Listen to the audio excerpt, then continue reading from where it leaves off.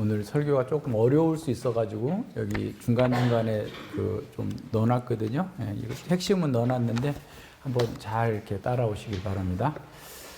예, 루터가 로마서 강의에서 강조하는 오직 믿음으로라고 하는 그 명제는 기존의 루터 학계에서 주장하는 것처럼 중세의 공로주의적 어떤 공로주의적인 구원론, 이것을 배격하기 위한 것은 아니었다라고 볼 수 있습니다.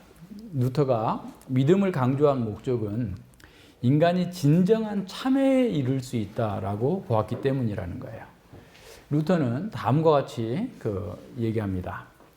하나님께서 그에게 계시하여 주심이 없이는 자기 자신이 가진 그 지식만으로는 인간은 자신이 하나님 앞에서 거짓말장이라는 사실을 결코 알 수 없다. 그러니까 하나님께서 우리에게 계시해 주심이 없다면 이 세상의 지식이나 자기 지식을 가지고서는 결코 자기가 죄인이라는 사실을, 거짓말장이라는 사실을 결코 알 수 없다라는 겁니다. 다시 말해서 믿음이 없이는 인간은 전적인 타락과 영적인 흑암의 노예가 되어 있으므로 인간의 죄성이나 하나님의 의에 대한 지식을 가질 수 없다는 말입니다. 그러므로 인간에게 죄에 대한 지식과 그에 대한 회개의 마음을 불러일으키는 것은 믿음이라고 루터는 주장합니다. 그래서 믿음으로의 칭의라는 사상은 결코 아무것도 하지 않아도 된다라는, 그래서 칭의된다라는 식의 주장이 아니라 오히려 믿음이야말로 인간으로 하여금 깊은 참회의 경지에 이르게 하는 역할을 하는 것이라고 루터는 생각하고 가르쳤습니다. 루터는 다음과 같이 질문합니다. 도대체 자기 자신이 죄인이라고 고백하지 아니하는 사람이 누가 은혜를 받으며 누가 의를 힘입게 될 것이란 말인가? 이렇게 말한 거예요. 그러니까 자기가 죄인이라는 사실을 모르는 사람이 누가 예수님을 믿겠느냐는 거예요. 결국 믿음이란 하나님 앞에 세우는 참회를 일으키는 동인으로서 그 중요성이 있다는 겁니다. 믿음과 참회가 없이 인간은 결코 하나님 앞에 겸손케 되지 않고 겸손케 되지 않는 그 영혼은 칭의될 수 없다라고 선언합니다. 루터는 이렇게 말합니다. 자신을 의롭다고 여기며 자신의 의를 의지하여 그 의로 인하여 하나님을 잃어버린 사람을 겸손케 만드는 것은 죄에 대한 철저한 인식과 깊은 회개에 있음을 알아야 한다라고 말합니다. 루터에게 있어서 회개는 성자들에게서 볼 수 있었던 그런 덕목과 같은 훌륭한 어떤 것이 아니라 자기 자신을 미워하고 스스로 정죄하는 참으로 고통스러운 것이다 라고 말합니다. 루터는 회개의 진정한 모습에 대해서 다음같이 얘기합니다. 그리스도인은 항상 하나님의 은혜를 부르짖음과 신음으로 간구해야 된다라고 말합니다. 그리고 꾸준히 성장해야 된다라고 말합니다. 우리는 하나님께서 우리 안에서 의롭게 되기 위해서 항상 우리 자신을 고발하고 심판하고 정죄하고 우리 자신이 악이라고 고백해야 된다라고 말합니다. 그러니까 루터의 로마서 강의, 그러니까 이분이 이제 로마서 강의를 하다가 이걸 이제 깨달은 거잖아요. 그래서 이제 나중에 루터의 사상은 좀 더 깊어지기는 합니다만 어쨌든 로마서 강의를 하는 그 상황 속에서도 그냥 이신칭의를 아무것도 하지 않고 그냥 믿기만 하면 된다. 라고 이해하지 않았다는 거예요. 오히려 칭의를 얻기 위한 전제 조건이 어떻게 보면 회개해야 된다. 심령이 가난해져야 된다라는 사실을 얘기했다는 겁니다. 그래서 로마서 강의에 나타난 루터의 구원가는 두렵고 떨리는 마음, 자신이 죄인임을 알게 됨으로써 겸손하게 된 마음으로 하나님의 의를 덧입는 것과 걷는 것으로 나타난다라는 거예요. 그래서 루터의 로마서 강의는 확신을 주기 위한 책이라기보다는 오히려 겸손과 심판을 강조하는 예언자적인 책이다라고 평가를 받습니다. 그러니까 루터의 말을 우리는 오해해서 많은 사람들이 그냥 쉽게 구원받는 거다라고 얘기하는데 루터는 실제로 그렇게 얘기하지 않았다는 거예요. 네, 오늘 이제 우리가 로마서 1장 16절로 17절을 보는데 사실은 내용은 비교적 단순하죠. 그러니까 지난주에 16절 받고 오늘 17절을 볼 건데 그냥 복음에 하나님의 의가 나타나서 믿음으로 믿음에 이르고 그리고 기록된 바 의는 믿음으로 말미암아 살리라 했다. 이게 뭐 이렇게 대단한 건가? 이렇게 로마서의 주제라면서 이렇게 생각할 수 있을지 모르는데 굉장히 중요한 내용들이 여기에 담겨져 있고 또 그 내용들을 그러니까 전에도 지난주에 얘기한 것처럼 종교교육적 관점으로 보면 간단하게 그냥 딱 정리할 수가 있어요. 그러니까 하나님의 의는 전달적 은혜, 우리에게 칭의를 주시는 그 의고 그래서 믿어서 또 믿음으로 이른다. 계속해서 믿음은 성장한다. 의인은 믿음으로 산다. 뭐 이런 정도로 이해하면 간단하게 이해할 수도 있는 말씀인데 이 단어 하나하나 속에 어마어마한 내용들이 이렇게 좀 담겨져 있어요. 그래서 그 학자들도 이것 때문에 아주 골머리를 앓으면서 바울 신학자들이 다 여기서 시간을 많이 보내는 곳입니다. 그래서 한번 보십시다. 어느 본문보다 참 어려운 그런 부분인데 로마서 주제가 집약되어 있고 또 여기서 이게 다 끝나지 않아요. 그러니까 여기서 다 이해 못했으면 이제 가서 4장 마지막까지 아까 4장 25절까지 쭉 지금 이제 다루는 거거든요. 그러니까 이제 오늘 계시되었다. 아포칼립소가 나오는데 그 계시가 하나님의 의에 대한 계시라고 한다면 이제 18절부터 3장 20절까지는 하나님의 진노에 대한 계시가 나오고 그리고 이 하나님의 의가 어떻게 우리의 칭의의 복음이 될 수 있는지가 3장 21절 이하 4장까지 쭉 연결이 돼서 나타나요. 그러니까 그것을 염두에 두면서 오늘 혹시라도 다 이해가 덜 됐다고 하면 또 3장 가서 또 얘기가 또 계속 다뤄질 거예요. 그러니까 이런 내용들을 한번 쭉 잘 따라오시기를 바랍니다. 그래서 많이 주제가 요약되어 있는 것만큼 여러 사람들의 그 견해가 달라요. 그러니까 이제 그 복음에는 하나님의 능력이 나타났다라고 그랬죠. 구원을 주신 하나님의 능력이 나타났는데 그 능력이 왜 하나님의 능력이 나타났느냐, 어떻게 나타났느냐, 여기도 17절 앞에도 왜냐하면 가르라고 하는 단어가 들어가 있어요. 복음에는 하나님의 의가 나타났기 때문에 모든 사람이 구원을 주시는 하나님의 능력이다라는 거예요.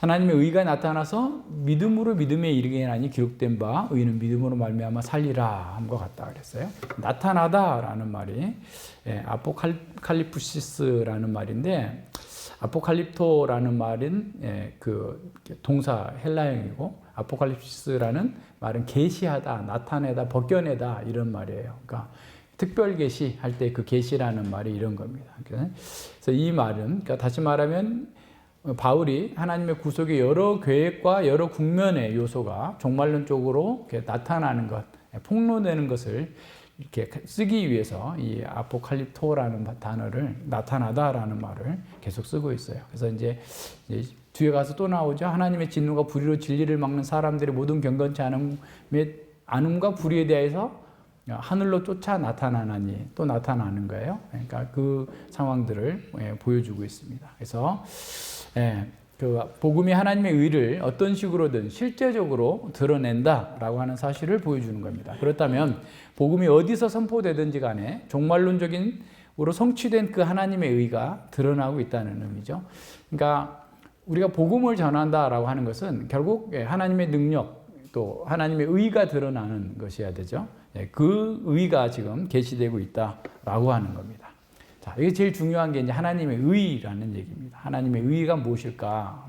디카이오 순에 데우라는 그 헬라어가 사용되고 있는데 로마서에서는 8번밖에 나타나지 않습니다. 이 용어는 로마서의 어떤 중심 주제를 진술하는 3장 21절과 26절에서 아주 두드러지게 나타나요. 그래서 1장 17절, 3장 5절, 21절, 3장 21절, 22절, 25, 26절, 또 10장 3절에서 하나님의 의라는 말이 2번 나오고 고린도후서 5장 21절에서도 한 번 나타납니다. 그래서 이 하나님의 의에 대한 그 해석은 초대교회 때부터 현대에 이르기까지 바울의 복음을 해석하는데 아주 중요한 역할을 했습니다.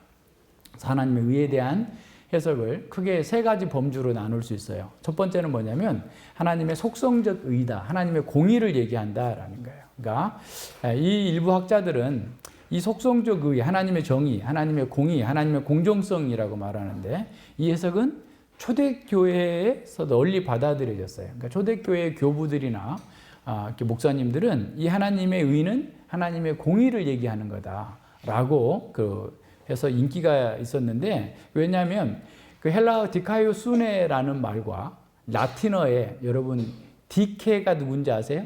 디케. 눈을 가리고 이렇게 대법원에 갔다 왔죠? 대법원에 가면 그 여신상, 그죠?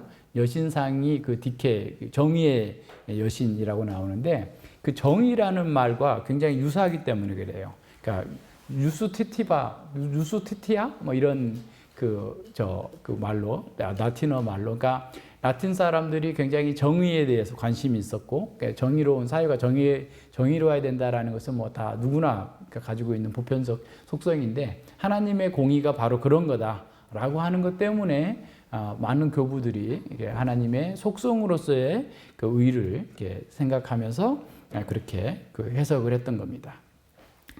예, 그리고 이제 그 다른 해석의 또 다른 출발점은 하나님의 의에 관한 구약 성경의 용례 속에서 이스라엘과의 맺은 그 하나님의 언약적 신실함이라고 해석하고 있죠. 그래서 요즘에 이제 그 세관점 그 주의자들, MPP 주의자들이 이런 그 해석들을 많이 합니다. 그러나 이제 너무 무리하게 해석하는 부분도 있어요.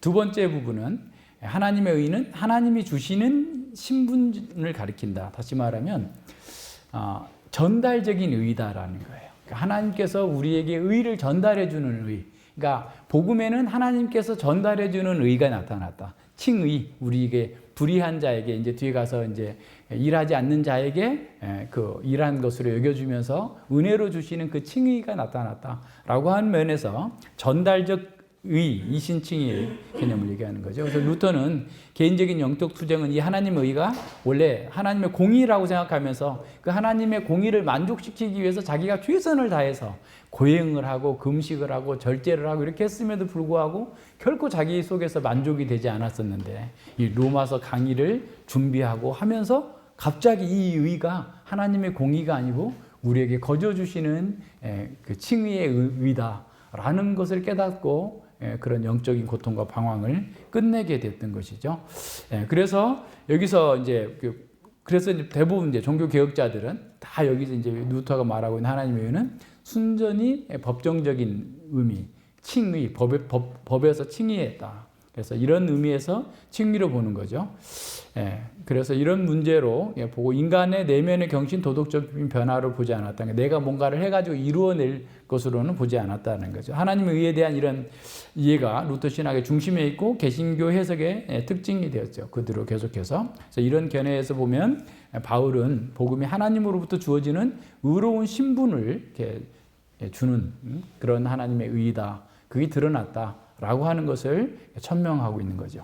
세 번째 범주는 하나님의 의는 하나님의 활동을 가리키는 거다라고 봅니다. 그러니까 이제 라이처스는 이게 굉장히 어떻게 보면 영어 단어에서 추상적인 어떤 성질을 갖고 있지만 실제로 그 헬라어 아까 얘기한 디카이오 순에는 훨씬 더 의미가 넓어서 의를 세우다라는 어떤 동적인 의미를 가지고 있어요. 그래서 시편과 이사야 많은 곳에서 하나님의 의가 하나님의 백성을 위한 하나님의 구원의 개입을 나타내고 있는 것을 보여주고 있어요. 이따가도 한 군데 볼 텐데, 그래서 하나님의 의는 일반적으로 하나님의 구원의 행위와 같은 것이 되는 거죠. 그러니까 다시 말하면 보세요. 자, 하나님의 의에 대해 세 가지 범주의 해석이 있는데 첫 번째는 뭐다고요? 하나님의 속성으로서의 공의. 두 번째는 하나님께서 전달적인 의, 칭의를 주시는 그 하나님의 의. 세 번째는 뭐라고요? 구원하시는 구원의 활동으로서의 하나님의 의를 이렇게 세 범주로 보는데, 그런데 어떠한 범주의 해석도 성경에 나타나 있는 하나님의 의를 다 담을 수가 없는 거예요. 그러다 보니 어떤 학자는 첫 번째, 두 번째, 어떤 학자는 두 번째, 세 번째, 어떤 학자는 첫 번째, 세 번째, 이런 식으로 아니면 그 세 가지를 다 이렇게 보는 방식으로 그 포함해서 하나님의 의를 해석하고 있습니다. 그래서 가령 이게 뭐 하나님을 의롭게 하시는 하나님의 행위, 또 그래서 의롭게 된 사람들의 신분, 하나님의 의로우심과 하나님의 속성, 의로우신 속성과 하나님의 죄인들을 당신들 앞에서 의롭게 해주시는 그 칭의의 하나님의 의, 둘 다 의로우신 분, 또 의뢰해 주시는 선물, 또 이 세 가지를 다 조합해서 구원하는 행위까지 포함해서 말하기도 합니다. 자, 이거는 이제 로마서 자체의 문맥에서만 좀 살펴보면 조금 더 좀 쉬워요. 그러니까 사도 바울이 그 3장 21절 잠깐 보세요. 3장 21절을 보면, 자, 이제는 율법 외에 하나님의 의가 나타났다 그러죠. 이제는 율법 외에 하나님의 의가 나타났다 그랬어요. 그러니까 율법의 행위 없이라는 말입니다. 여기서 이제 뒤에 가서 하겠지만 율법의 행위 없이 하나님의 한 의가 나타났는데 율법과 선지자들에게 증거를 받은 것이다. 그래서 율법과 선지자라는 말은 구약 성경을 가리키는 관용적 표현이에요. 그러니까 율법 외에도 하나님의 의가 나타났는데 율법과 선지자가 증거받았다니 무슨 말인가 이렇게 할 수 있는데 율법과 선지자라는 말은 구약 성경을 통칭하는 관용구다. 그래서 다시 말하면 율법 외에 율법의 행위 없이 하나님의 의가 나타났는데 이건 구약 성경이 증거하는 바다라고 이해하면 되겠죠. 그래서 구약 성경이 이해하고 있어. 그래서 다시 말하면 여기서 구약에서는 하나님의 속성적인 의를 나타내는 경우도 많고요. 그러니까 구약의 본문들 하나님의 의를 말하고 있는 많은 본문 속에서 하나님의 속성적인 의, 하나님 의로우신 분이다. 하나님 거룩하신 분이다. 라고 하는 것들이 계속 나타나고 또 하나는 하나님께서 계속해서 그 백성들을 구원하실 때에 의로우신 분이다. 라는 것도 늘 나타나요. 그러니까 하나님의 의와 구원이 거의 동시에 사용되고 있어요. 또 어떤 경우에는 하나님의 의와 하나님의 신실함이 또 동시에 나타나요. 언약에 신실하신 분이라는 말이 나타납니다. 그래서 그 시편 이제 우리가 강설 마치고 부를 그 시편 98편 1절로 3절 보세요. 시편 98편 1절로 3절에 보면 새노래로 여호와께 찬송하라 대저 기이한 일을 행하사 그 오른손과 거룩한 발로 자기를 위하여 구원을 베푸셨도다. 여호와께서 그 구원을 알게 하시며 그 열방의 목전에 명백히 나타냈다. 그 구원과 그 의의가 거의 같이 사용되고 있어요. 그죠? 그리고 저가 이스라엘 향하신 인자와 성실을 기억하셨으므로 땅의 모든 끝이 우리 하나님의 구원을 보았도다. 의와 구원이 이렇게 같이 쓰이고 있는데 여기서 구원은 하나님 구원하신 행위예요. 하나님의 의로우신 분인데 이스라엘 백성들을 구원하셨다라고 얘기하는 거죠. 그래서 시인은 구원을 하나님의 의의 표현으로 보는 거예요. 의가 발현됐더니 하나님께서 그 백성들을 구원하셨다는 거예요. 자기 백성을 구원하시는 하나님 자신은 그 약속을 성취하시고 자기 영광과 신실함을 약속하신 대로 언약에 신실하게 그들을 구원해내셨다라고 이렇게 해석할 수 있습니다. 그래서 하나님의 의는 또한 원수를 심판하실 때 또도 나타나요. 98편 9절 보세요. 저가 땅을 판단하러 임하실 것이로다. 저가 의로 세계를 판단하시며 공평으로 그 백성을 판단하시리로다 그랬어요. 하나님의 의로 세계를 심판하시는 거예요. 이런 면에서 하나님의 의는 속성적인 의도 있고 구원하시는 행동으로서의 의도 있고 언약의 신실함도 있고 우리에게 또 의를 베풀어 주시는 그 의도 있다라는 거예요. 근데 이제 이런 언약적 신실함을 얘기하지 않는 본문 속에서도 세 관점에서는 너무 지나칠 정도로 그 신실함만을 강조하고 있는데 그건 항상 문맥이 결정해야 된다고 그랬죠. 어떤 단어든지 간에 그 단어의 뜻은 문맥이 결정합니다. 그러니까 어떤 속에서 어떻게 사용됐는가 그것도 이렇게 보면 돼요. 자, 그럼 말 나온 김에 10장 3절 한번 보세요. 10장 3절. 로마서 10장 3절.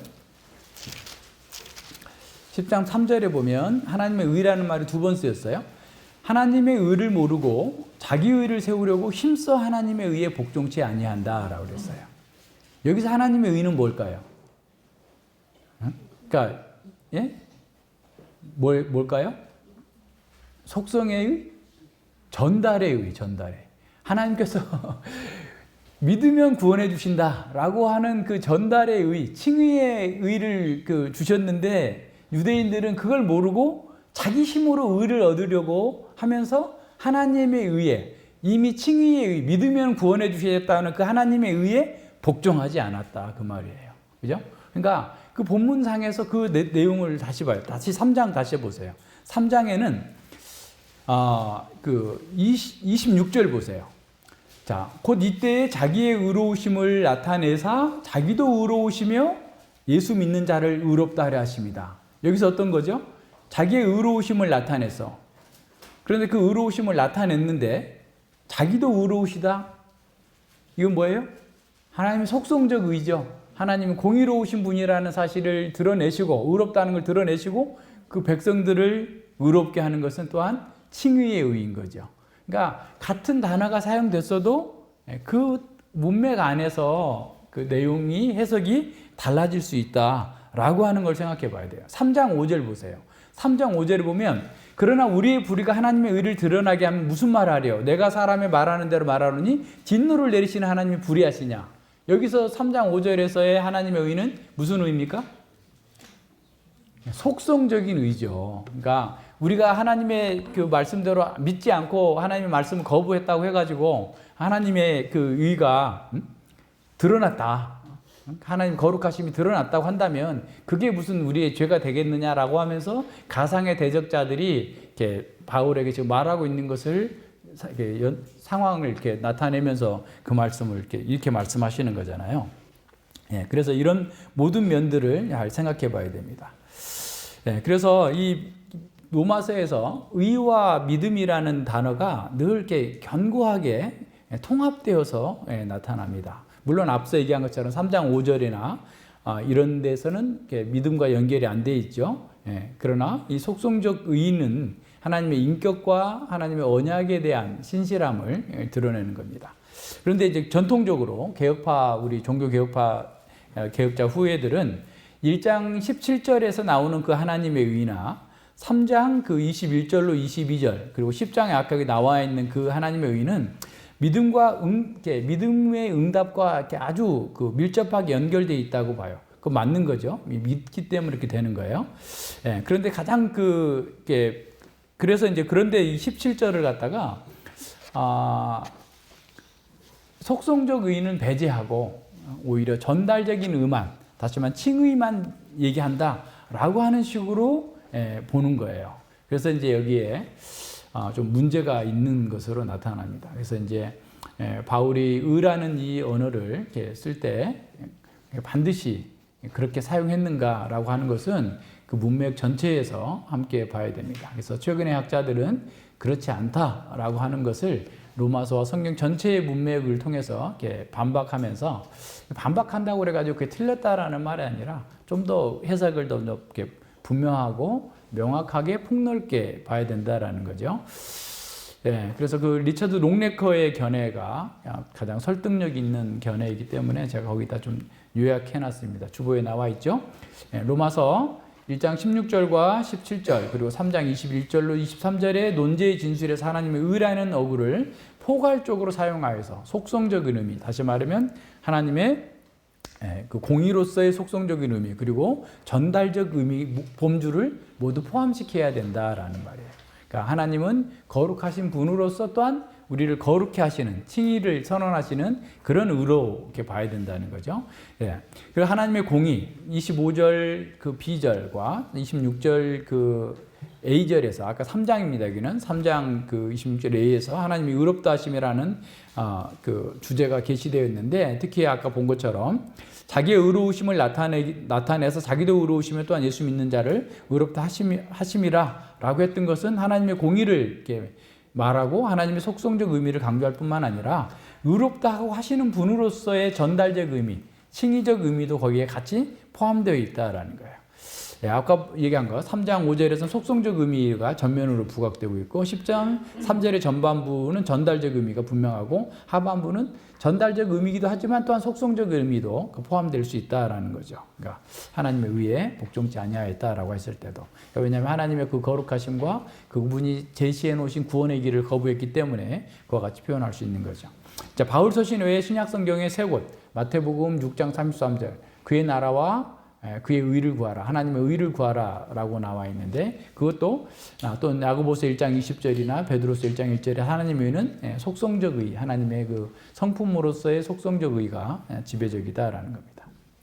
자, 그렇다면 바울은 로마의 기독교인들이 하나님의 의, 다시 말하면 속성적 의에 대해서 더 많이 강조하고 그렇게 이해하고 있었다라는 것을 전제하면서 그것뿐만 아니라 오히려 더 역사적이고 계시적이고 구원론적 방식으로, 더 역동적인 방식으로 하나님의 의를 이해하기를 바랐다라는 거예요. 다시 말해서 속성적인 의미의 하나님의 의와 전달적인 의미의 하나님의 의가 통합된 하나님의 의, 그 하나님의 의가 복음 안에서 지금 계시되고 있다라고 하는 사실을 강조하기 위해서 이렇게 썼다라고 롱네커는 얘기합니다. 이는 바울 사도와 로마의 그리스도인들이 모두 고백하고 있는 그 일반적으로 붙들고 있는 신앙 고백, 진리였다라고 말합니다. 자, 여기까지는 이제 한번 정리가 됐어야 돼요. 그러니까 이제 다시 말하면 이 하나님의 의에 대해서 우리는 그동안에 이제 종교개혁 당시에 중세에 또는 그 당시에 자기가 어떻게 하나님의 의를 도달해 보고자 했던 그 수많은 어떤 종교적 노력이 잘못됐다라는 것을 깨닫는 의미로서의 이신칭의의 어떤 전달적 의의가 굉장히 강조되고 있었다고 한다 할지라도 여기서 우리가 하나님의 속성적 의도 동시에 봐야만 된다라고 하는 것 정도로, 그리고 속성적이 구원의 행위까지 다 포함하는 하나님의 의를 봐야 되는 거예요. 자, 그래서 루터 선생님의 얘기를 듣는 것은 우리가 좀 더 근본적인 자리에 또 우리가 있을 자리를 잘 보자는 거예요. 루터 선생님은 하나님의 의, 누가 그리고 어떻게 의로운지, 그리고 하나님 앞에서 의롭게 되는지는 오직 복음 안에만 나타나는데, 오직 그것을 가지고 하나님의 말씀을 믿는 믿음을 통해서 나타난다. 이것은 마가복음 마지막 장에서 말씀하신 것 같다. 믿고 세례를 받는 사람은 구원을 얻을 것이요 믿지 않는 사람은 정죄를 받으리라. 왜냐하면 하나님의 의는 구원의 원인이기 때문이다. 여기서 하나님의 의는 이것을 통해 사람이 자신 안에서 스스로 의롭게 되는 의로 이해해서는 안 된다는 거예요. 다시 한번. 하나님의 의는 구원의 원인이에요. 그래서 하나님의 의를 통해서 하나님께서 우리 자신 속에서 어떤 일을 해가지고 스스로 우리가 의롭게 된다라고 이해해서는 안 된다는 거예요. 하나님의 의는 그것을 통해서 우리가 하나님으로부터 의롭게 되는 것. 그러니까 하나님께서 우리에게 의를 덧입혀 주셔서 이제 3장에 가서 좀 더 분명하게 나타나는데, 그 의를 덧입혀 주심으로 말미암아서 우리는 의롭게 되고 그 의가 우리의 의가 되는 거예요. 그래서 이것은 그래서 복음에 대한 믿음을 통해서 일어난다. 하나님의 의를 받는 것은 우리가 믿음으로써 하나님의 의를 받아들일 수 있는 거예요. 전달적 의를 우리는 받게 된다라는 말이에요. 칭의의 복음을 통해서 우리는 그리스도로 옷 입게 되어져서 의로운 사람이 된다라는 표현입니다. 자, 루터 선생님은 인간이 의롭게 되는 것에 대해 인간의 행위가 아닌 하나님의 의, 곧 전달적인 의, 의롭게 하시는 하나님의 은혜를 강조하고 있는 거예요. 자, 그렇다고 해서 루터 선생님께서 하나님의 속성적 의를 그럼 완전히 배제했다고 보는 것은 제가 볼 때 옳지 않은 것 같아요. 왜냐하면 하나님의 속성적 의가 있기 때문에 사실은 전달적 의가 가능한 거죠. 그래서 이제 너무 이걸 이분법적으로 보지 말자는 거예요.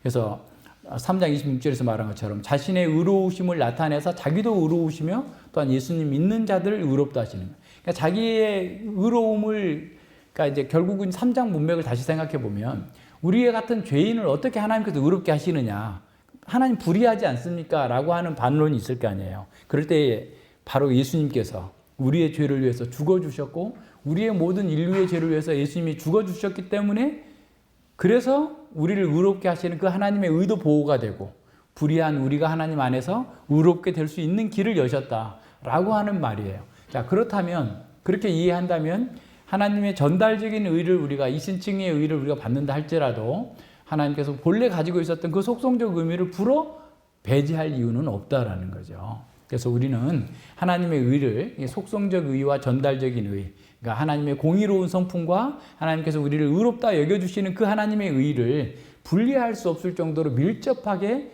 연결되어 있다라고 하는 것을 인정해야 된다는 겁니다. 또한 하나님의 언약적 신실함으로 하나님의 백성을 구원하시는 그 행위를 포괄하는 것으로 하나님의 의를 좀 더 폭넓게 이해해야 된다는 거예요. 자, 앞서 세 가지 범주 속에서 있는 것들을 다 같이 이해를 해야만 이 복음의 부요함이 잘 드러나요. 자, 이것은 또 이제 17절 두 번째 구절과 연결이 됩니다. 여기도 굉장히 어려워요. 믿음으로 믿음에 이르게 하나니라고 하는데, 지난 시간에 얘기하면서 각 구절마다 덩굴이 있다고 그랬잖아. 함정이 있어가지고 어려운데, 이거 하나하나 이렇게 풀어나가는데,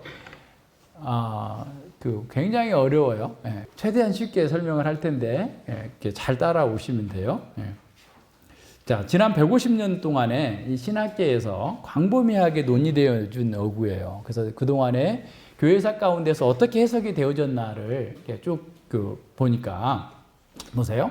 교부 시대에는 믿음에서 믿음의 이름으로 라고 하는 것을 구약의 율법을 믿음에서 복음을 믿음으로라고 해석을 했어요. 그래서 구약 성경에 표현된 믿음에서 신약 성경에 선포된 믿음으로라고 하는 구속사적인 움직임을 표현한다라고 이해했고, 5세기에 그 어거스틴이라고 하는 아우구스티누스는 복음을 선포한 사람의 믿음, 다시 말하면 바울의 믿음에서 바울의 선포를 듣는 사람들의 믿음으로 이게 믿음이 이전됐다, 이렇게 해석을 한 겁니다.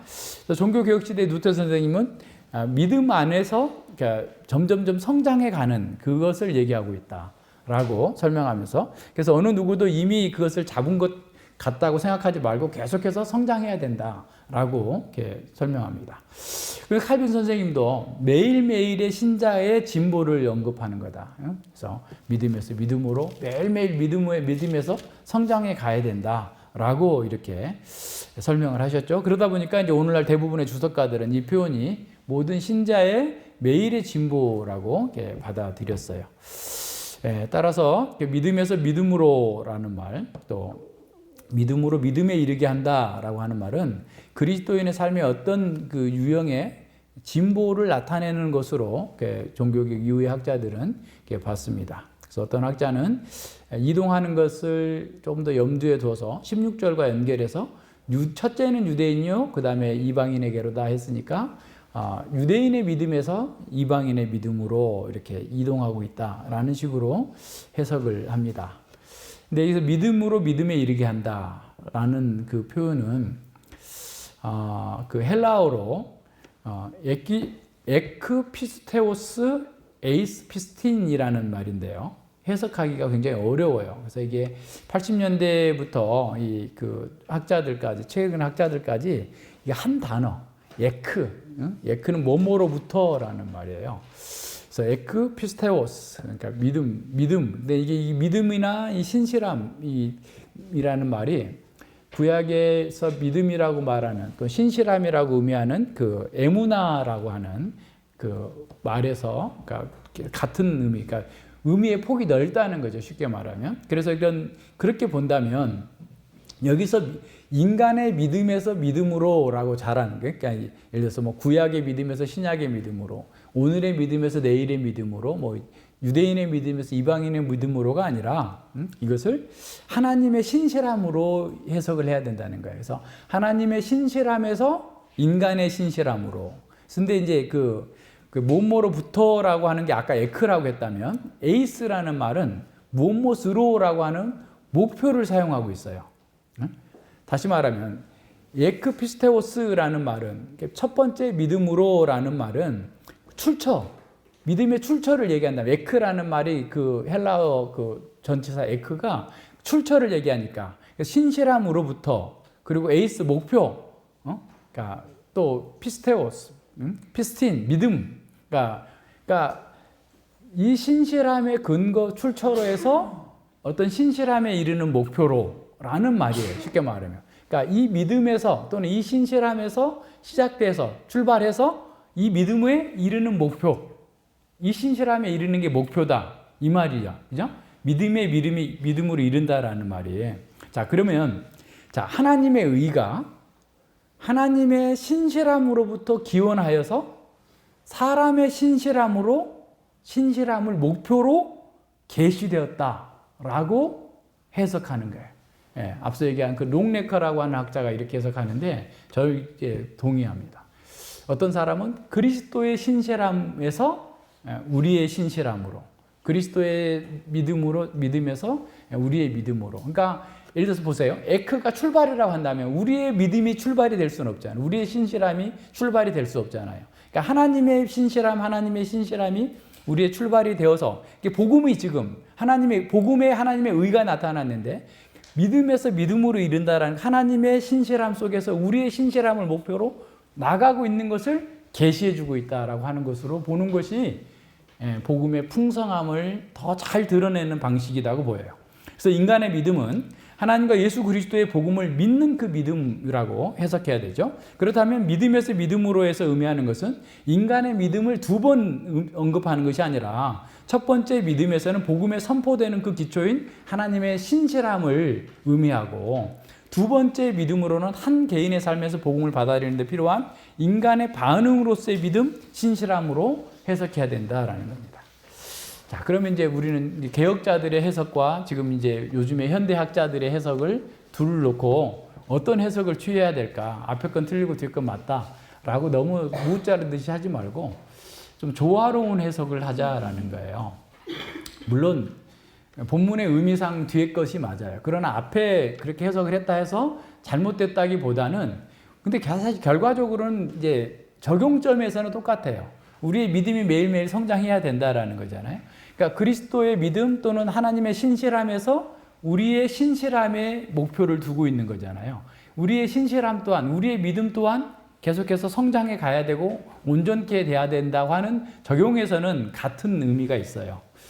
그래서 그거를 두고 우리는 그렇게 앞서 그렇게 해석을 한다 할지라도 그런갑다 하고 우리는 에크에이스라고 하는 그 의미를 잘 살려서 해석을 하다 보면 하나님의 신실함이 잘 드러나고 그리고 그 하나님의 신실함 속에서 우리 또한 신실하게 살도록 만들어주는 것으로 나아가는 것으로 해석해야 되는 거예요. 그래서 복음에는 하나님의 의가 하나님의 신실함으로부터 기원해서 우리의 신실함을 목표로 계시되었다라고 성경에다 그렇게 써놓으세요. 거기다 써놓으세요. 성경 옆에다가 17절 지금 이제 뒤에 거는 아직 안 했는데 우선 거기까지만 써놓으세요. 복음에는 하나님의 의가 하나님의 신실함으로부터 기원해서 우리의 신실함을 목표로 또는 우리의 믿음을 목표로 계시되었다, 나타났다라는 것이죠. 그래서 다 이렇게 해석하는 것이 더 옳다라고 하는 것이 이제 세 번째 구절에서 또 나타나요. 왜냐하면 세 번째 구절에 보면 기록된 바 오직 의인은 믿음으로 말미암아 살리라 함과 같으니라라고 하는 거예요. 그러니까 이 구절도 굉장히 난제가 있어요. 많은 학자들에게 어렵습니다. 왜냐하면 이 첫 번째 난제는 뭐냐면 바울이 인용한 하박국 2장 4절이 구약 성경 마소라 사본이나 또 주전 270년경에 번역된 70인역과는 번역이 다른 거예요. 자, 보세요. 거기 MT라고 하는 게 마소라 사본입니다. 그러나 그의 믿음 또는 그의 신실함으로 말미암은 의인은 살리라 이런 말이에요. 마소라 사본은. 근데 70인역에서는 어떻게 써있냐면 나의 믿음으로 말미암아 나의 신실함으로 말미암아 의인은 살리라 그런 거예요. 그러니까 의인은 그의 신실함으로 살리라, 의인은 나의 신실함으로 살리라 라고 되어 있는 거죠. 그래서 마소라 본문이나 70인역에서 모두 의인은 믿음으로 또는 신실함으로 살 것이다 라고 했어요. 근데 히브리 성경은 의인은 그의 신실함이에요. 그러니까 믿는 사람의 신실함인 거죠. 의인 자신의 신실함 때문에 그는 살 것이다 라고 했어요. 근데 70인역은 의인을 살게 하는 신실함이 나의 신실함, 이 말씀을 주시고 있는 여호와 하나님의 신실함이라고 말하고 있는 거예요. 왜 이런 변동이 있었을까? 그러니까 바울도 엄청 고민했을 것 같아요. 하박국을, 그러니까 바울은 사도행전에서 설교를 보거나 다른 서신서들을 쭉 살펴보면 이 사람은 구약의 마소라 사본이나 헬라어 성경을 다 외우고 있을 정도의 그 상태에 있는 사람이에요. 그런데 왜 앞에 인칭 대명사를 생략했을까라는 거예요. 바울은 의인은 믿음으로 말미암아 살리라라고 하는 내용만을 여기서 인용하고 있어요. 그렇다면 여기서 문제가 되는 그 신실함은 나의 신실함, 곧 하나님의 신실함을 가리키는 것일까? 아니면 그의 신실함, 의인의 신실함을 가리키는 것일까? 의인의 믿음을 가리키는 것일까요? 그렇죠? 바울은 왜 이 인칭 대명사를 생략했을까를 생각해 봐야 됩니다. 가장 적합한 해석은 바울 사도가 그 인용문에서 의도적으로 이 인칭 대명사를 뺐다는 거예요. 하나를 선택하지 않았다라는 거예요. 그럼으로써 이 두 가지 의미를 한 문장에 다 담으려고 했다라고 하는 것이 제가 보기에는 가장 적절한 해석인 것 같아요.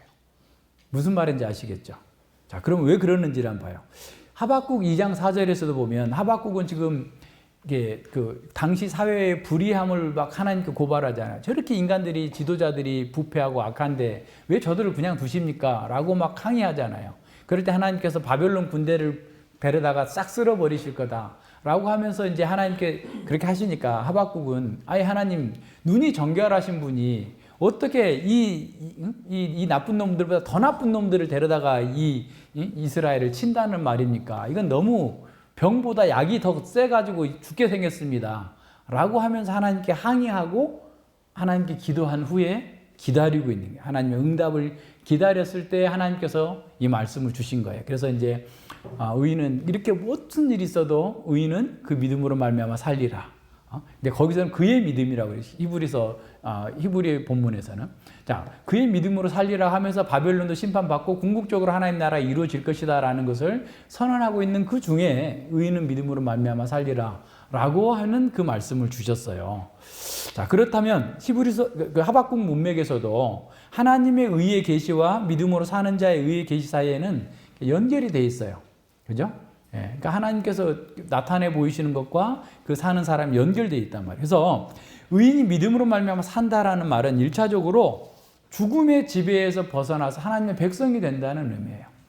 그러니까 이것은 어디에 근거해요? 하나님께서만 하실 수 있는 일인 거죠. 나의 의의가 신실함이 그를 구원하겠다라고 하는 것은 그를 죽음에서 건져내시겠다라는 거잖아요. 그 의미가 담겨져 있어요. 첫 번째 의미예요. 이해가 돼요? 네, 그러니까 이렇게 보세요. 자, 의인이 믿음으로 말미암아 산다라는 말은 1차적으로 죽음과 사망의 지배, 사탄의 지배에서 벗어나 하나님의 백성으로서 생명을 누리며 산다라는 거예요. 그러면 이 믿음은 어떻게 보면 어떤 거겠어요? 하나님의 믿음, 하나님의 신실함 때문에 사탄과 사망의 지배에서 벗어나서 생명을 얻고 하나님의 백성으로 살 거다라는 것을 의미하는 거예요. 지금 바울은 이 두 가지를 다 담아서 전달하고자 했기 때문에 앞에 인칭대명사를 뺐다. 그럼 그 인칭대명사가 들어있을 때로 연상을 해서 다시 짚어서 보면 믿음으로 산다. 하나님의 신실함 때문에 우리는 죄와 사망의 권세에서 벗어나서 생명을 얻고 하나님 백성으로 산다라고 하는 의미가 된다는 거예요. 첫 번째 의미가. 두 번째, 동시에. 자, 아까 그의 의로 말미암아, 그의 신실함으로, 그의 믿음으로 말미암아 살리라라는 의미가 그 속에 담겨 있다면 이 땅에서 하나님의 백성으로서 신실하게 살아가는 문제인 거예요. 우리의 문제인 거죠. 그죠? 우리는 하나님의 백성으로서 이 땅에서 하나님 나라의 복을 누리면서 살 것이다 라고 하는 그 두 가지 의미를 바울은 불어 담고자 해서 앞에 인칭대명사를 빼고 이렇게 말씀하셨다라는 거예요. 이해하세요? 네, 여기까지 따라오셨으면 잘 따라오신 거예요. 자, 그러면 의인을 살게 하는, 그리고 의인이 살아가는 그 신실함은 하나님의 신실함, 나의 신실함, 그죠? 하나님의 신실함, 아까 그 헬라어 역본에서 본 것처럼 나의 신실함인 동시에 의인 자신의 신실함, 그의 신실함이기도 하는 거예요. 그래서 의인은 믿음으로 말미암아 살리라라고 했던 그 말씀이 하나님의 신실함 때문에 그런 최악의 상태에서도 구원받고 하나님의 백성으로서 생명을 누려 살고, 그리고 그 의인은 그 믿음 가운데에서, 그 신실함 가운데에서 어떤 상황에서도 하나님의 뜻을 따라서 내가 그 사람이 살 거다라고 하는 것을 담아내고 있다는 말이에요. 이해하시겠어요? 그래서 의인은 하나님의 신실함으로 말미암아서 생명을 얻고 또 신실하게 믿음으로 살아감으로써 그 하나님의 신실함에 응답하는 삶을 사는 거예요. 훨씬 더 부유하게 우리가 다가오죠? 바로 그걸 말씀하고 있는 거예요. 자, 이상의 논의를 다시 한번 정리해 봅시다. 복음, 곧 예수 그리스도의 사건 안에서 하나님의 의가 하나님의 신실함으로부터 기원하여서, 그죠? 아까 에크라고 그랬죠? 신실함으로부터 기원해서 우리의 신실함을 목표로 계시되었다. 그렇게 써놓으세요. 여기다가 17절에 대한 최종적인 해석은 이렇게 가야 돼요. 네, 복음 곧 예수 그리스도의 사건 안에서 하나님의 의가 하나님의 신실함으로부터 기원하여서 우리의 신실한 목표로 계시되었다라는 거예요. 자, 그래서 하나님은 자기 백성을 구원하시는 당신의 그 의로우심을 그리스도의 인격과 사역 안에서 계시하셨어요. 그런데 그 모든 일은 하나님의 신실하심에서 비롯된 거예요. 그리고 그 계시의 목표는 우리의 신실함, 우리의 목표, 믿음이에요. 그러니까 우리가 신실하게 산다라는 것은 결국 에덴 동산에서처럼 하나님의 말씀을 따라 사는 거잖아요. 하나님 은혜를 누리면서 사는 거잖아요. 즉 하나님의 신실하심에 대해서 우리가 신실함으로 응답할 때 예수님의 사역에 담긴 하나님의 영원한 구원의 경륜이 이루어지게 되는 거죠. 그래서 여기서 우리는 우리의 신실함은 하나님의 신실함, 다시 말하면 하나님의 그 구원 사역을 우리의 것으로 받아들이는 그 믿음이죠. 하나님의 언약을 받아들이는 그 믿음인 거예요. 그리고 이후에 이어지는 우리의 삶의 신실함은 언약 안에서 머무는 삶, 언약을 따라 사는 삶을 가리키고 있다라는 예, 그런데 이것은 우리의 노력으로만은 안 되죠. 하나님의 신실함이 대해서 우리가 신실함을 응답할 때 주님께서 우리의 주님이 되시고 친히 당신의 주 되심을 우리 안에서 이루시는 거예요. 그래서 빌립보서 2장 13절에서 너희 안에서 행하시는 이는 하나님이시니 자기의 기쁘신 뜻을 위하여 너희로 소원을 두고 행하게 하신다라는 거예요. 예, 그러니까 두렵고 떨림으로 구원을 이루라 해놓고 지금 이 말씀을 한 거거든요. 우리 안에 지금 있으니까 우리가 두렵고 떨림으로 그 신실함을 이루어 나가는 겁니다. 그래서 복음은 우리 안에 하나님의 주 되심을 이루시는 예수님의 통치를 가져오는 능력입니다. 여기서 강조되고 있는 것은 하나님께서 주도하시는 그 구원 사역이 우리의 신실함으로 열매를 맺어야 된다라고 하는 것으로 적용해야 됩니다. 그래서 하나님의 의는 하나님의 신실함에 근거할 뿐만 아니라 근거일 뿐만 아니라 우리의 반응을 촉구하는 겁니다. 하나님의 이신칭이 전달적 의를 받았던 속성적 의를 받았던 구원하시는 행동의 의를 받았던지 간에 그 구원과 하나님의 의는 우리가 하나님 앞에 신실하게 반응하도록 하는 것이 목표라는 거예요. 네, 그래서 다시 한번 요약하면 바울 사도는 하나님의 의가 하나님의 신실함에만 근거하고 우리의 믿음의 반응이 있어야만 살 수 있다. 다시 말하면 사망과 죽음을 이기고 사탄을 이기고 언약 안에 운대해서 신실한 삶으로 정말 생명을 누리는 삶을 사는 거다. 그래서 생명은 구원의 경험과 동등하고 하나님의 의의 선물에 대한 긍정적인 반응으로서 생명을 누리는 것이죠. 자, 그러니까 이 17절이 얼마나 지금 집약되어 있는 내용입니까? 그죠? 복음에는 하나님의 의가 나타나서 믿음에서 믿음에 이르게 하고 기록된 바 하나님의 의인은 믿음으로 말미암아 살리라 라고 하는 것이 지금 성경 전체를 어떻게 보면 한 문장으로 요약해 주고 있는 거예요. 이걸 다시 한번 잘 기억해 보세요.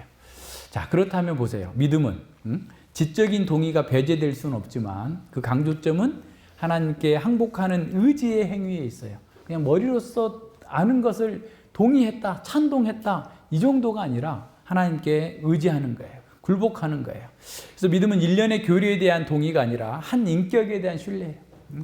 온전히 주님께 내 자신을 내어드리고 맡기는 겁니다. 우리가 믿는 것은 무엇을 행하는 것이 아니라 하나님께서 은혜로 주신 선물을 받는 응답이에요. 그래서 칼빈 선생님은 우리의 믿음은 일종의 그릇으로 비유하면서 하나님께서 그 은혜를 주시려고 하는데 내가 그걸 받아들이겠습니다 하고 그릇을 내미는 것과 같은 것이 우리의 그 믿음이다. 아더 핑크 목사님은 그 하나님의 그 약속을 붙드는 영혼의 손이라고 그랬죠. 그 믿음은. 그래서 우리는 은혜로 믿고 또 신실하게 산다라는 의미가 우리 삶에서 어떻게 잘 구현돼야 될지를 잘 생각해 봐야 돼요. 그래서 우리가 믿는 일은 진정으로 인간적인 활동이긴 하지만 하나님이 우리에게 보상하실 의무가 있는 어떠한 공로나 가치를 지닌다고 생각해서는 안 됩니다. 그거는 처음부터 끝까지 하나님의 일입니다. 믿음의 내용은 복음에 담겨 있는 모든 것들입니다. 그래서 믿음을 정의할 때 복음의 사실에 관한 그 어떤 지적인 인정을이라고 너무 단순하게 하게 된다면 그 믿음은 머리에 머물 수밖에 없겠죠. 근데 그런 믿음은 삶과 아무런 관련이 없어요. 단지 그 사실을 받아들이고 인식이 변화돼서 삶의 변화가 나타나 주기를 기대할 뿐인 것이죠. 그러나 믿음의 정의는 그렇기 때문에 달라져야 돼요. 왜냐하면 하나님의 신실함에 근거해서 지금 우리가 그 신실함을 완성해야 되는 것이라면 믿음의 정의는 달라져야 됩니다. 복음은 하나님이 예수 그리스도를 통해서 사탄의 세력을 제압하시고 우리의 왕이 되셨다는 선포임의 실제입니다. 믿음은 우리가 예수님을 왕으로 모시면서 우리의 삶에서 복음의 능력을 나타나게 하는 통로예요. 그러니까 믿음은 우리의 삶에서 복음의 능력이 나타나도록 하는 그 통로입니다. 믿음은 하나님께서 주시는 새 언약의 축복을 받기 위한 영혼의 손입니다. 따라서 믿음을 가진 사람은 자신의 인격과 삶의 모든 영역에서 하나님의 주 되심을 인정하고 하나님과의 친밀하게 교제하면서 그 복을 살리라 라고 하는 그 복을 누리게 되는 겁니다. 이런 믿음에 이르려면 반드시 회개가 전제되어야 됩니다. 예수님은 사역을 시작할 때 때가 찼고 하나님 나라가 가까이 왔으니 회개하고 복음을 믿으라 라고 선언하고 있습니다. 왜 회개가 전제돼야 될까요? 자기가 우리 인생의 주인 노릇을 하면서 죄와 사탄을 섬기던 그 자리에서 떠나야 되기 때문에 그렇습니다. 그것에 떠나려면 우리 자신의 영적인 실상을 말씀의 빛을 통해서 볼 수 있어야 돼요. 말씀을 통해서 자기중심적인 삶이 얼마나 큰 반역이고 하나님의 진노를 불러일으키는 것인지를 보면서 통회해야만 합니다. 이렇게 심령이 가난한 자가 되는 것에서 회개하여서 하나님 나라의 복음을 믿음으로 받아들일 수 있어요. 그러니까 마음이 깨져야지 이걸 받아들여요. 그냥 자기가 높은 마음을 품고 있으면 그 복음 그렇게 중요하게 여기지 않습니다. 그냥 하나의 잘해야 장식품 정도로 생각하게 되는 거죠. 자, 성령 하나님께서는 우리의 마음을 열어서 복음의 메시지들을 받아들이게 하시고 복음을 따라 살도록 하십니다. 하나님은 우리의 반역으로 잃어버렸던 자유를 회복시켜 주십니다. 하나님의 사랑과 자비와 은혜에 사랑과 순종으로 반응할 수 있는 그런 진정한 자유를 회복시켜 주시는 겁니다. 그래서 우리의 믿음과 구원을 하나님 나라의 복음에 비추어 볼 때 믿음과 삶은 분리될 수 없습니다. 왜냐하면 믿음이란 하나님의 주 되심과 왕 되심을 알고 그 왕으로 모시고 사는 삶이기 때문에 그래요. 그래서 믿음 후에 어떤 삶이 따라오는 것이 아니라 믿음으로 사는 것이 그 자체가 그 삶이에요. 믿음이고 사는 거예요. 삶이에요. 그래서 우리의 삶의 모든 영역에서 신앙의 그 삶이 구현돼야 됩니다. 우리의 가정과 직장, 삶의 모든 영역에서 하나님의 통치를 따라서 믿음을 실천해야 됩니다. 바울 사도는 하나님의 의가 하나님의 신실함에만 근거하고 인간의 신실함에 반응이 있어야만 인간이 살 수 있다라고 선언했어요. 그죠? 그러니까 이것을 잘 생각해야 돼요. 그러니까 우리가 산다라는 것도 늘 하여튼 근데 이게 여기서 처음 듣는 얘기가 아니고 우리 이미 십계명 공부할 때도 들었고 하나님 나라 공부할 때도 들었고 다 똑같이 들은 얘기예요. 다만 표현상의 지금 내용들이 바뀌어서 좀 생경하게 들리실 분도 있을 수 있겠지만 똑같은 의미예요. 우리가 언약을 따라 살 때 그 속에서 생명을 누리는 거예요. 그래서 잠언에서도 그러잖아요. 하나님 말씀을 따라 사는 것, 지혜를 따라 사는 것, 지혜는 생명나무다라고 했던 것과 같은 의미입니다. 생명은 구원의 경험을 포함하고 하나님의 칭의의 선물에 대해서 긍정적인 반응을 하는 것으로 나타납니다. 이 신칭의를 오해한 사람들은 구원과 행위가 아무런 관련이 없다라고 생각합니다. 그렇다면 바울은 정말 구원과 행위가 아무런 관련이 없다라고 말했을까요? 전혀 그렇지 않습니다. 바울은 갈라디아서에서 구원받은 그리스도인에게 두 가지 삶의 형태를 제시합니다. 하나는 성령을 따라 사는 삶이고 하나는 육체의 욕망을 따라 사는 삶입니다. 무엇을 따라 사느냐의 결과를 명확하게 드러내요. 성령을 따라 사는 사람은 성령의 열매를 맺죠. 사랑, 희락, 화평, 오래 참음, 자비, 양선, 충성, 온유, 절제. 그러나 육체를 따라 사는 사람들은 현저한 일들을 드러낸다는 것. 음행, 더러운 것, 토생, 우상 숭배, 술수, 원수 맺는 것, 분쟁, 시기, 당짓는 것, 불리함, 이단, 투기, 술취함, 방탕함, 현저하다라는 거예요. 그러면서 바울 사도는 이렇게 경고합니다. 이런 일을 하는 자, 육체의 일을 하는 사람들은 하나님 나라를 유업으로 받을 수 없다. 그러니까 믿음으로 말미암아 살리라 라고 하는 그 믿음으로 살지 않으면, 쉽게 말하면 성령을 따라 살지 않으면 그들은 하나님 나라를 유업으로 받지 못하고 누리지도 못한다는 겁니다. 그래서 우리가 성령을 따라 사는 사람은 선택이 아니라 필수입니다. 그것이 사는 거예요. 그것이 우리의 삶과 구원과 심판을 결정할 것이기 때문에 그렇습니다. 로마서 8장 5절 이하에서도 두 가지 삶의 방식을 제시합니다. 성령을 따라 행하는 것이고 다른 하나는 육신을 따라 행하는 것입니다. 이어서 사도 바울은 이렇게 말합니다. 너희가 육신대로 살면 반드시 죽을 것이로되 영으로서 몸의 행실을 죽이면 살리니 라고 말씀하세요. 우리가 성령을 따라 사는 삶, 언약 안에서 신실하게 사는 것은 선택이 아니라 필수입니다. 우리가 예수님을 믿는 것은 예수님을 왕으로 모시는 거예요. 사는 거예요. 예수님의 신실함을 닮아서 신실하게 사는 겁니다. 우리가 구원의 시제, 구원을 세 시제, 과거, 현재, 미래로 본 것처럼 우리는 이 땅에서 믿음과 구원을 받아가는 과정에 있습니다. 예수님을 영접하는 순간 믿음이 완성되는 것이 아니라 또 복음을 믿는 그 순간 구원이 확정되어서 그냥 천국 열차, 천국행 열차 티켓을 받았어. 그래서 내가 어떻게 살든지 죽은 후에 그 생차권을 제시해서 그거 타고 천국 갈 거다라는 식으로 생각을 하는데 그렇지 않다라는 거예요. 예수님을 영접하는 것은 믿음의 시작일 뿐이에요. 자, 믿었다라는 것은 언약 관계로 들어온 거예요. 무슨 말인지 알겠죠? 우리 언약에 대해서 계속 공부했는데 하나님의 언약 관계가 되려면 믿어야지 돼요. 믿지 않는 사람과는 언약 관계가 없는 거예요. 언약의 시작은 믿음으로 시작된 거죠. 자, 언약 안에 들어온 언약 안에서 예수님은 우리의 주님과 우리의 신랑이 됐어요. 그래서 믿음을 우리가 공적 고백하는 것은 결혼식에서 혼인 서약하는 것과 같아요.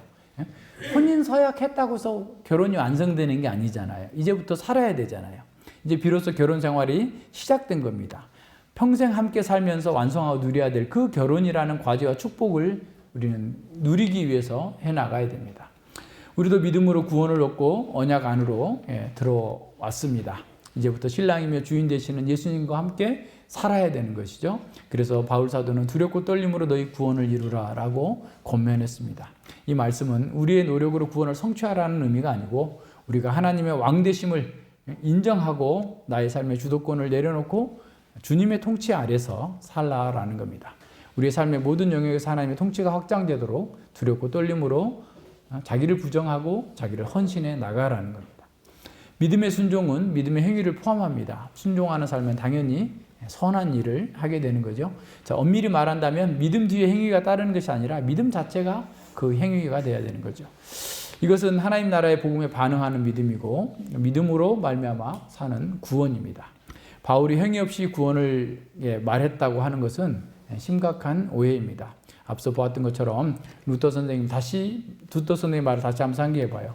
믿음으로 칭의라는 사상은 결코 아무것도 하지 않아도 칭의가 된다는 식의 주장이 아니라 믿음이야말로 인간으로 하여금 깊은 참회의 경지에 이르게 하는 역할을 한다. 도대체 자기 자신이 죄인이라고 고백하지 아니하는 사람 누가 은혜를 받으며 누가 의를 힘입을 수 있다는 말인가 라고 말씀하셨습니다. 마지막으로 루이 존스 목사님의 그 얘기를 좀 들어봅니다. 복음의 의무는 우리로 하여금 하나님 보시기에 의롭게 되고 우리가 하나님께 연락되고 우리가 하나님 면전에 설 수 있게 하는 거다. 그러니까 복음이 들었다면 복음의 능력은 하나님 앞에서 우리가 이렇게 의롭게 되는 거고 우리가 하나님께 연락되고 우리가 하나님 면전에 설 수 있도록 하는 거란 말이죠. 물론 위로의 느낌을 가질 수도 있고 기이한 체험도 할 수 있습니다. 또 삶 속에서 위대한 변화를 겪을 수도 있습니다. 그러나 복음의 중추적인 목적은 사람으로 하여금 하나님과 함께 의롭게 되며 우리로 하여금 하나님의 면전에 의를 가지고 설 수 있게 하는 겁니다. 이 점을 아무리 강조한다 할지라도 지나칠 수 없습니다. 제가 볼 때 언제나 교회와 복음 전도가 직면한 위험들 가운데 하나는 바로 이 점을 착안하지 못하는 데 있다고 생각합니다. 그 결과 거짓된 복음 전도를 하게 될 뿐만 아니라 피상적인 가짜 회심을 하게 됩니다. 믿음 대신 신앙주의를 낳게 됩니다. 이 신앙주의가 산대만주의예요. 마음으로 믿어 입으로 시인하면 다 구원 얻는다 해가지고 18세기 영국에서 그냥 엄청 선풍적인 인기를 끌었어요. 그러니까 내가 입으로 고백했다 그러면 나 구원 받았다 막 하면서 그냥 다 됐다라고 하면서 아무런 하나님의 말씀대로 살고자 하는 아까 신실함에 이르러 가지 않는 거예요. 그렇게 돼가지고 교회가 다 무너졌어요. 그런데도 불구하고 20세기까지 루이 존스 목사님이 설교할 때까지 1960년대까지 이런 어떤 영향이 영국 교회에 아주 다분하게 많이 있다라고 하면서 탄식을 합니다. 의에 관해서 진정으로 관심이 없으면서도 자신을 그리스도인으로 인정한 류의 사람을 만들어낸다는 거예요. 오늘날 우리 시대의 사람들과 너무 비슷하지 않아요? 아무런 관심이 없고 이게 무슨 정치가 하나님이 된 것처럼 행동하는 사람들도 너무 많고요. 그런 사람들은 더 이상 심판을 두려워하지 않는다고 말합니다. 그들은 용서받았다고 말합니다. 나 용서받았어. 정말 난 용서받았다라고 말합니다. 그러나 문제는 우리가 하나님을 아느냐, 우리의 구원이 하나님의 면전에 우리를 인도하고 있느냐 하는 것입니다. 그것이 기독교의 구원의 목적입니다. 기독교의 구원은 율법만큼 의와 깊이 관계되어 있습니다. 기독교의 구원은 율법을 피하지 않습니다. 또는 파하지 않습니다. 오히려 율법을 세웁니다. 그랬어요.